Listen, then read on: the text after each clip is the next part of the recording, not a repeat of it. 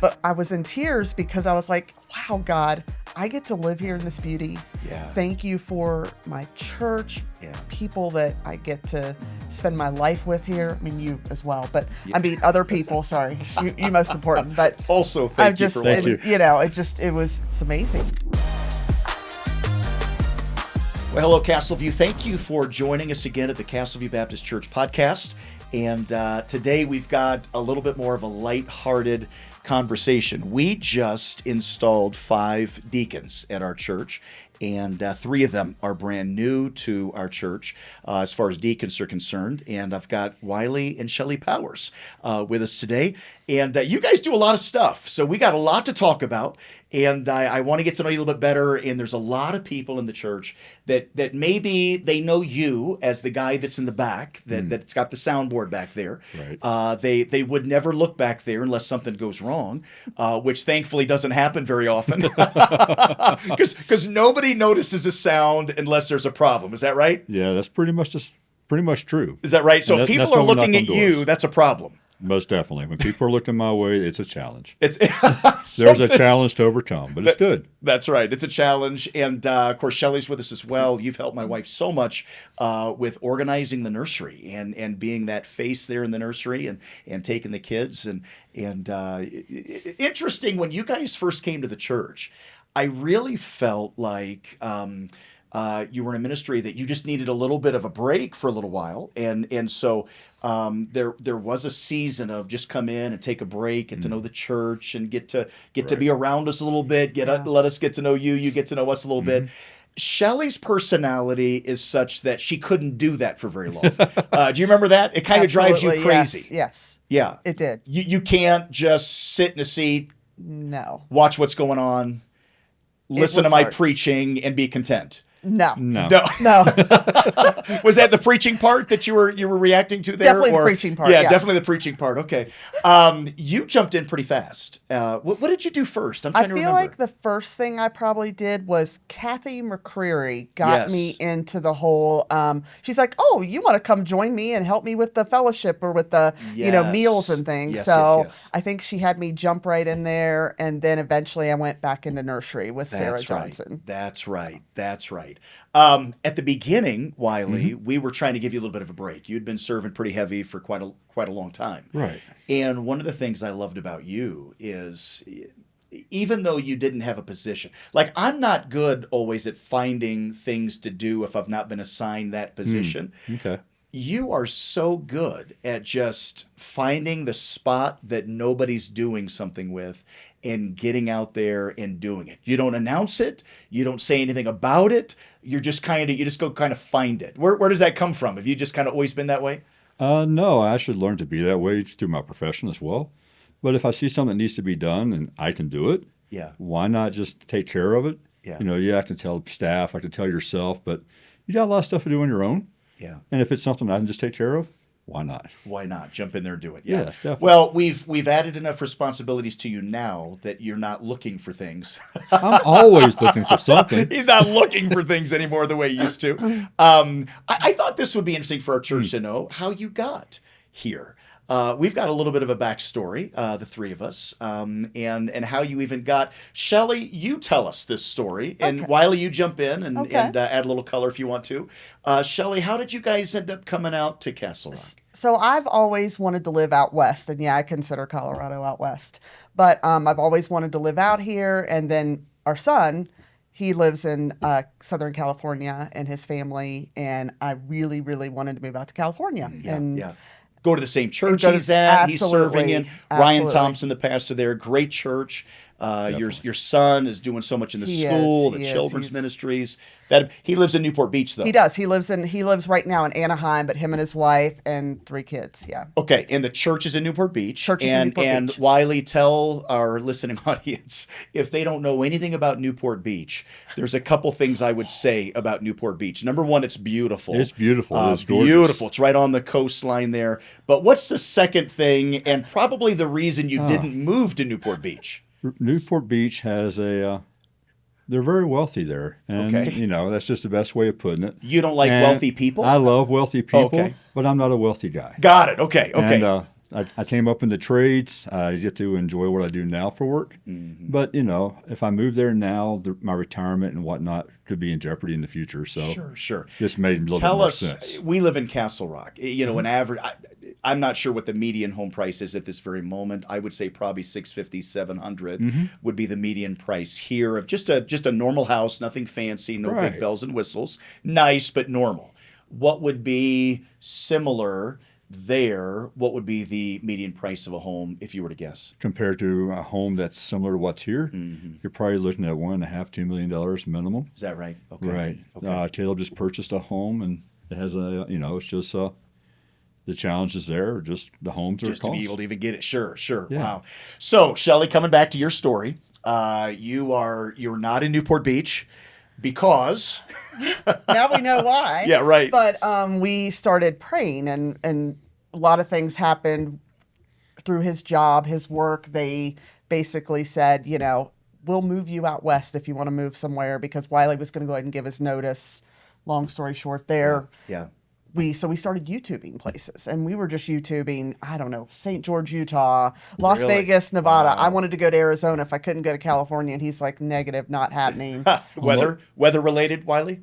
Yeah, weather related. It's all brown. Yeah, sure. I'd be a no-go for Arizona. And then I saw where there were scorpions on the ceiling, and then I kind of was like, okay, I don't want to go there. Okay. And then one night we were working with the youth in Virginia, and we looked and saw where there was, we thought, look, there's a pastor coming from Castle Rock, Colorado. Let's YouTube there. Okay. So that's going to be at this youth conference that you guys were going to. So we YouTubed Castle Rock. Correct. And then we even ended up, we came out here before or after? We came here after we YouTubed Castle Rock. Yes. Before we met him. Before we met Pastor Tate here. And then we just... we came out, drove around, looked at the area, knocked on the church door. It happened to be locked, but Sutton facility. Right.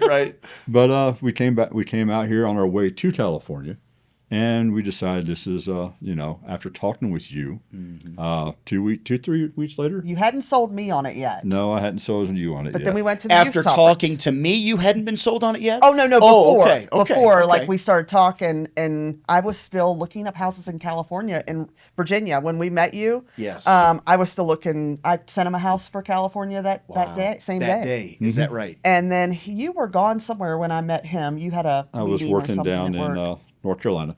And then we met, and I don't know, God was like, I started listening to your preaching. I was like, okay, this is, I was always told, if you're going to find a place to live, make sure there's a good church first. Yeah. Before anything else, make sure there's a good church. Yes. So I was like, I called you that night. I was like, oh my goodness, I met Pastor Throndson of Castle Rock, Colorado, and we YouTubed that place, and we've been there and all that. Right. And so little by little, God worked on my heart up pretty much in the 24 hours. It was like, okay, this is where we need to be. Is that right?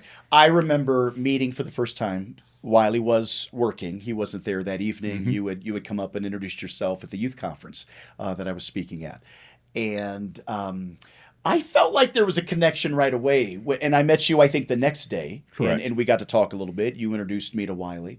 And of course, you guys were talking about, hey, we're thinking about, we may move out to Colorado. You hear those kind of things sometimes, and then nothing happens with it. And I just remember going, you know what, this would be amazing. If this works out, this would be great. Didn't think too much more about it. But then you started kind of looking into it more seriously. The next thing I know, you're looking for a house. The next thing I know, you're driving into town, and we're meeting over at In-N-Out Burger. Do you remember that? When you first rolled into town, we met over at In-N-Out that afternoon for lunch. That's right. So let me ask you this. How's Castle Rock been so far? Love Castle Rock. Great environment. People here are friendly, particularly at the church. That's one of the things we love about the church right off the bat is everybody's friendly and everybody's out to make a friend, which is wonderful. The personalities there are great. Personalities of this area. You drive around the corner on I-25 and you hit that last corner before you come into Castle Rock, and that view, beautiful. You see Pikes Peak in the love background. You never get tired of it, do you? No. Do you ever? Never. I've been here 17 years. Every time I come over that ridge, I go, Definitely. I live here. Yeah, I get to live here. So today I was in tears. I was coming back from work, and I came around that thing. I'm going to tear up now, but I was in tears because I was like, wow, God, I get to live here in this beauty. Yeah. Thank you for my church, Yeah. people that I get to spend my life with here. I mean, you as well, but I mean, other people, sorry, you most important, but also thank you for Thank you. It's amazing. Yeah, it really is. You mentioned, Shelly, that find a church where you're going to move. It becomes your family. I think that's what church is, right? I mean, I look at our church, and our best friends are in our church. The people that you spend the most time with are in your church. So I agree with you. I feel like that's so important, because we have people sometimes that'll move away from Castle Rock and they'll just move to a town because of a job or whatever. I cannot tell you how many people reach out later and go, we're struggling. We just can't find a church that we're comfortable in. And the beauty of the church also is it's a break from the world. So, a bunch of like-minded believers come together. We have a little bit of fellowship. We pick on each other a little bit. And then on top of that, it's just a place where the world stops and family and fellowship begins. Yeah, that's right. And it's important. Yeah, so you've been here now how long? How long have you lived in Castle Rock? End of August will be 3 years. End of August will be 3 years. Yeah, 3 wow. years. In some ways, it seems like you've been here for longer because you're so involved. Not because we're tired of you. You're so involved in everything. And in some ways, it feels like you just got here at the same time. What were your first impressions of the church when you came in? Please. I want to say friendliness. Yeah. I was greeted. I was greeted by some people right off the bat. Wanda Randall, just got me and showed me where I could sit, and some other people as well. Maybe I can't remember right off the bat. Sure. Just the friendliness, and it was a different. And you even mentioned something about that when we were out there in Virginia. You mentioned, hey, just so you know, our churches, you're probably going to get a taste of the South. Or something. For being in the West, right? Yes, right. Absolutely. And it truly, of course you said that, and I'm like, but we could tell a lot just by your personality and all that, what we were walking into, so to speak, and the fact God's leading more than anything, Sure. But we walked in the church, and it was just, did we walk in the church the first time with Caleb, didn't we? Caleb? We did. It was that right? He was helping us move in, Caleb and Mary and all the kids, and he said, Mom, this is a very friendly church. This is good. Right. And I think that's first and foremost. That was the first impression. What about you, Wylie? Friendliness. When you walked in, there was people to greet you, shake your hand, ask how you're doing. When you walk in and you get involved into the singing, and you just feel the spirit of the church, and it's enjoyable. And since God's in there, and then we get to hear some pretty good preaching as well. But you do a great job of preaching the word. You leave a lot of opinions out of it, which I appreciate. There it is, black and white, red, whatever the case may be, and that's what's there. So I enjoy that piece, but also enjoy the fact that there's opportunities to serve. You just have to either, like you said, grab a trash can, or, for better yet, work in the ministries of nursery, children's, whatever the case may be. And it's just great. Yeah. I think that one of the things I love about our church is there's a life to it. I've been in church all my life. My dad was a pastor. I mean, I've been in churches for my 52 years. And there is a unique life to our church. It is. From the music to the buzz before a service starts, the buzz after a service starts, the friendliness we have. I think there's a life to it. There is. That I really enjoy. You all have been a couple that has been really service oriented. You would not be happy in a church if you weren't able to serve. No. That's true. Where did that come from? What is it about you two that says, you know what, we want to be involved in our church? You want to start?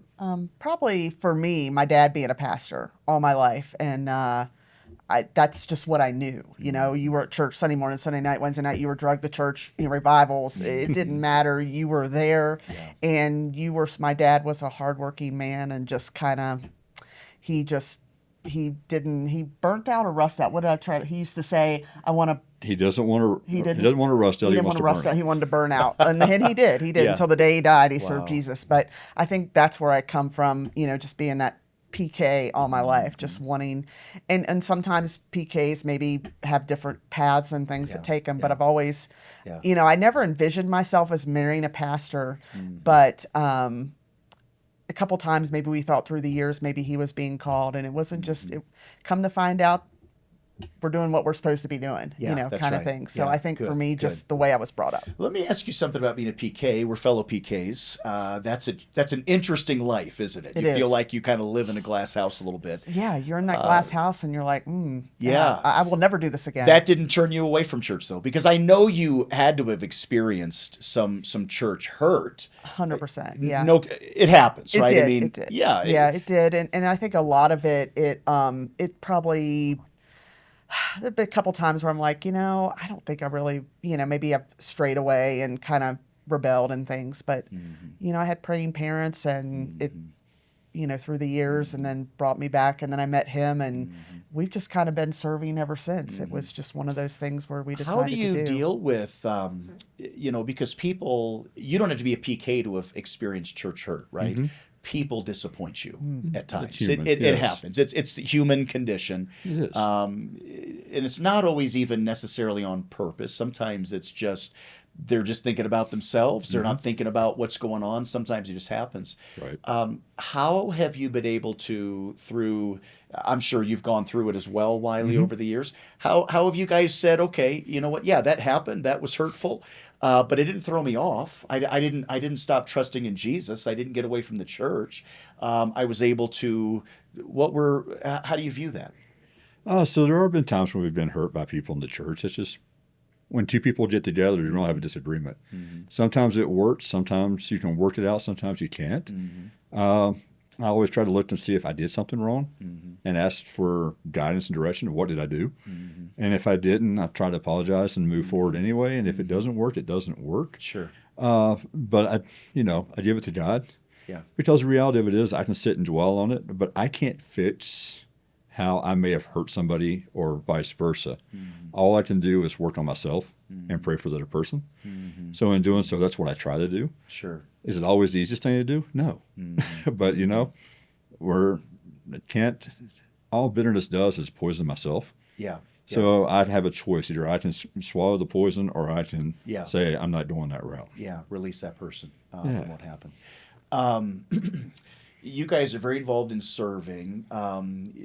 Part of it was your being a PK growing up. Part of it, that's just your who you are. You just grew up as somebody. I don't know if you grew up that way, but you certainly are that way now. That you just love to do things.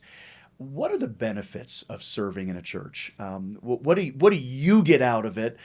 Because I know you love it. I'll go to the church, and you guys will be up there at odd times. It's not just on Sunday or Wednesday evening. I mean, you're up there, Thursday, Friday, on a Saturday. It'll be odd times. You guys will be running in, checking on the nursery or checking some sound stuff or getting something together.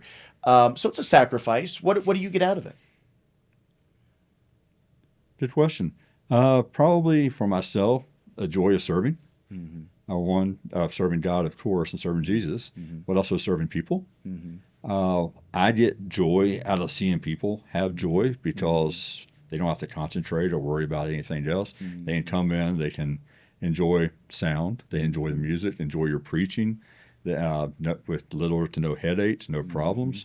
If there's something I can do prematurely to prevent a problem that I may know forms, then I try to do that. Yeah. But my goal is, particularly when I'm trying to help with your ministry, is to make sure that people are able to come in and not have to worry about whatever it is that they're worried about. Yeah. When you come in the doors, I want people to be able to leave the world behind. Yeah.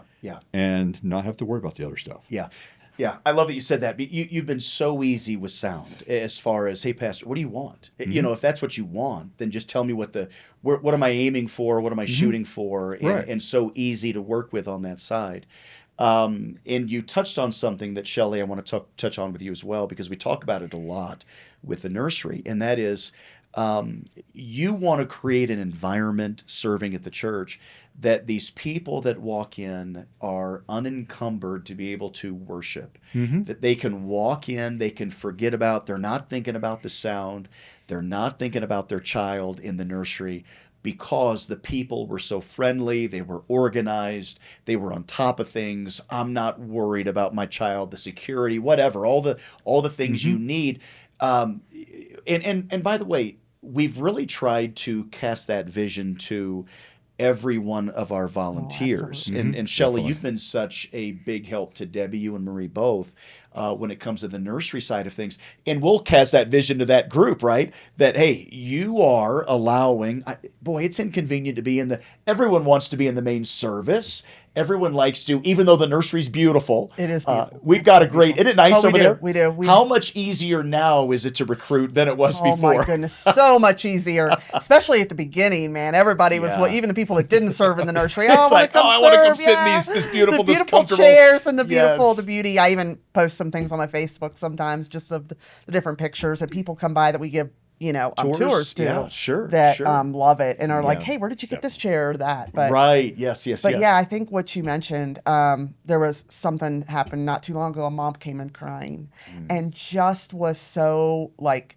upset to leave her child. She was very not intimidated. She was very scared first time. Sure. I probably kind of was taken back because I wasn't ready for tears, but I had a worker, Morgan, stepped right in there and she just comforted that mom, helped her to know, it's okay. Yeah. We've, all the things.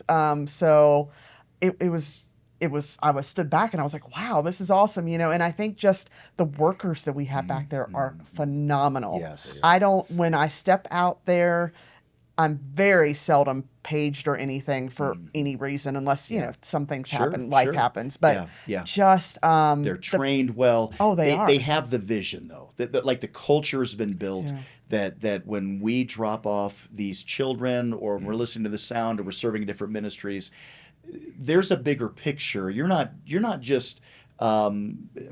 You're not doing this for the pastor. You're not doing it just because your board needs something to do. You really are doing something that's going to help somebody to be able to worship. And I think it could be cleaning the building, right? I mean, it could be cleaning the building. And when somebody walks in, it feels like we're ready for guests, and they're not walking around, with negative responses right away when they walk in, whether it's smells or clutter or things out of place.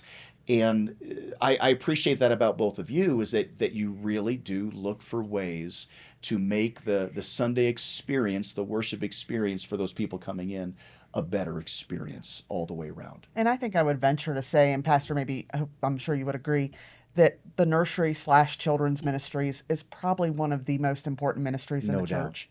I feel like that's, a lot. This day and time, people are looking. That's right. I want my child to be somewhere safe. Security. Right. We have security on every service now, and that's important. That's right. And I feel like sometimes people back in the nursery, maybe the workers, I feel forgotten. I'm not out in the open, but first of all, God sees. Yeah. And He, He'll reward us one day for what we're doing. But I feel like that's just such a, it's minimalized sometimes in a lot of churches when it should be one of the things that, wow, I get. People are hearing about Jesus, and they're going to be able to lead their kids to Christ, and it's just kind of a that's exactly right. That's exactly waterfall right. effect. Yes, no question about it. Just getting that vision, I think, makes a big difference. And by the way, for those that are listening, all of our nursery workers are background checked. They've gone through a very comprehensive video online course. They've got to take a quiz. We train on a regular basis as well. You guys have consistent meetings that this is how we do things. They're never alone with a child without someone else. We take that so seriously. Debbie is one of the most thorough people I've ever met, in the sense of, hey, first priority is safety. We're going to protect these children from these outside influences. And so I'm glad you mentioned that, because I think it's really, it's like this woman that you talked about, this lady you talked about recently with Morgan. That's a big deal for a mom. It is. You know what I mean? And you're handing them over, and this little kid doesn't know who they're. And the first time they go in there, they may be crying or whatever. Yeah, definitely. But our workers really do work hard to make that a comfortable environment for them. You're moving into this deacon role now. Yes. I'm pretty excited about that. We're getting ready to kind of have our training and onboarding. Matter of fact, we were supposed to Wednesday. Of course, we had that House Bill 1312 that came up. So I was actually had to go up there and be a part of that. Thanks for being willing to serve. I think it's going to be a great opportunity for you. I think it's going to be good for our church. And thank you for being willing just to be a part of what's going on there. Part of the reason I wanted to do this podcast, this episode, is because you're going to have a list of people in our church that you're caring for, right? We've got the 5. We've split up the 5. You've got a certain amount of names. And I wanted to expose you a little bit to people in the church that would go, okay, I've got a question about the church. I've got something I'm wondering about. And all of a sudden you become somebody that, I know that guy. Right. He knows all the details about what's going on. And if he doesn't, he'll let you talk to his wife. And she knows all the details. She knows all the details. That's right. They've got all the details on what's going to happen. And so I appreciate you being willing to do that and just be such a big part of our church. I look forward to it. Yeah, thank you. Anything that we should know about you two before we're done here today? What's your hobby, Wylie? What do you like to do? One of the things I'm trying to do between work and some of the things I just do at church is I like going out into the woods. Yeah, you got a Jeep? I have a Jeep. Yep. But I like going out there and just seeing what I can't walk to or drive to on a highway. Yeah. Which is pretty nice. Yeah. And also, have you gotten that Jeep into some dangerous situations? Just a couple. Just a couple of days. Yeah, shout out to Mike Rogers. Who got him really started that way, didn't he? Thanks, Mike. But no, I enjoy it. I enjoy doing that. I enjoy my job, what I get to do for work. Yeah. That's good. And spend time with Shelly. Yeah. Most definitely. Elsewise, there's a few things I've done and I'm trying to get back into. Yeah. Maybe archery, and I get to work with the teenagers again, which is great. great. Love that. I love You were in archery before? I am. Oh, I didn't realize that. Yeah, I like traditional more than compound. Okay. I usually do recurve. Is that right? But yeah. Okay, you knew I did that in high school. I did not. No. Really? I shot compound and recurve. Okay. In Christian school there in Utah. Okay. We'd had these regional conventions. And my dad, we got him at pawn shops growing up. Okay. And he came back with me. He started me with a recurve. And so I had a right-handed recurve bow that I learned how to shoot. Well, great. And then I did it for probably 6-7 months or so, and there was another category, and that was compound. Well, he went to the pawn shop, got me a compound bow. Okay. It was a left-handed bow. And so I literally would do recurve right-handed, and I would do the compound left-handed. Okay, interesting. That day. So ambidextrous, there you go. Wait, let's get out sometime and go. We'll put an apple on Shelly's head. And, brother. Let's see how we do. All right. Not happening. Okay. Not happening. Sounded like fun anyway. It did. We should go do something. Shelly, what do you like to do other than wear leopard printed hey dudes and walk around with a huge Stanley cup? Okay, first of all, your wife loves those leopard print hey dudes. She does. She and I do like she those. does. You got them on her. We you share got her that, on those. Miss Debbie. Yes. And no, I do love my Stanley. In fact, I've came back to church several times because for my Stanley, 100%. If you ask anyone, probably it's just really just hanging out with people. Yeah. Like yesterday, went to get ice cream with Whitney or whatever, I just tell us about Coffee Fridays, because you do that. Yes. That's something that we have a lot of Ladies Connect ministries that Debbie's put together, and so we've got maybe 6 or 7 of them. Yes. We've got a walking group you can do, a craft group, a prayer group, a real moms group that they get together with young kids. Acts of kindness, several things. Yours is Coffee Fridays. It is, and so you do that on Friday. When you do it, what do you do with that? So usually it's the third Friday, and we've been meeting recently at Lali Coffee, but there's another church that meets there as well. And so they kind of overtake it a little bit. So I'm always like, maybe we should tell them, hey, we're from Castleview, move out of the way. But I'm just kidding. Just joking. But so that gets a little crowded, but great. But we try to find local coffee shops. Yeah. And sometimes it's 3 or 4 of us. It's been 10 or 15 of us. Some people bring their kids. Some people, it varies. But we just get together and just share things, maybe about the week, maybe about the month, travel plans and things like that. Talk about Jesus, talk about the church. Yeah. We even have a couple people in the group that don't necessarily attend Castleview, but they want to come. Yeah, and so I think it's great. They need a fellowship. Yes. Sometimes in a church, people need a place to belong before they even become, right? I mean, before they even know Christ, they've got relationships, they're building things. And I love that too. Yes. So Coffee Fridays, we do it once a month. It's usually like an hour, but super casual. People just kind of drop in and drop out when they need to. Absolutely. Have some coffee I've together. really enjoyed it.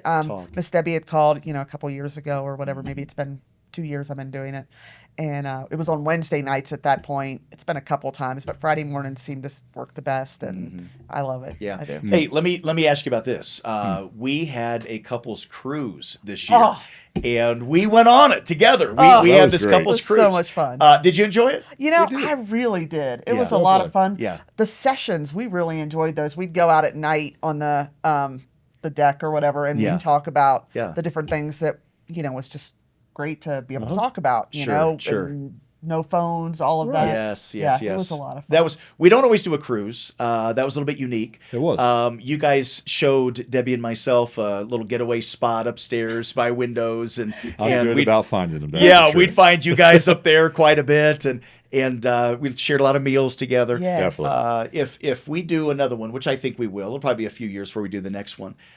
It was a blast. It was a blast. It was. And everybody that, we all just we got to know some of the couples more. Yes. I think I met Lynette and Jason. That was my first time meeting them. Yeah, and just different people that we didn't. It's different, right? Because you you're on the get to same know. boat Yeah. for what was it? 5 days we went. Yeah, 5 days. It was a pretty long cruise we went on. It was great. The best thing was we went out to we all tried to do a excursion. Remember, we got off the boat. Yep, we did. Started pouring down raining. Yeah. Started pouring down raining, and we got to the edge of the. Yeah, we got about 300 yards away. We all turned back around. So that was went fun. back on the boat again because it just literally started pouring as we got there. For sure. I think that was Cozumel, wasn't it? It was. When we poured into Cozumel. Yes. Then we ate Mexican in another place. I think. Yeah, let's just go hang out and eat somewhere on the boat. Yeah, They've got plenty to eat. Yeah, and the fellowship of crossing people's paths and just getting to know them in their own environment instead of being in a more formal environment at the church or whatnot. So it was great. Yeah, just really nice, wasn't it? Yeah. Well, thank you guys. I want you to know, Debbie and I love you both so much. We're so thankful for both of you and just your commitment to the cause. And when I say that, it's not my cause. It's not even Castleview. It's about the kingdom of God that we're really trying to advance here. And you two have become, in less than 3 years, you have become such a great part of that. And I just, from myself, I want you to hear how much we appreciate everything you're doing, all the different ministries you've been involved in, and just your heart for us, the ministry, the Lord, and just the encouragement you've been to us. And so thank you. Thank you. For being willing to be on today and thank you. And just joining in with us a little bit. So we appreciate it. Castleview, if you need to know who your deacon is, you let us know. You're going to be finding out soon who's assigned. You'll be hearing from them here soon. And if you've got any questions, certainly you can come to me anytime you want to, our staff.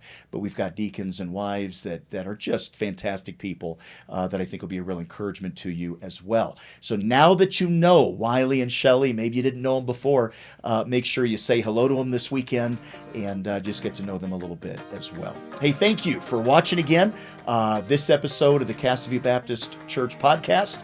We will see you again next week.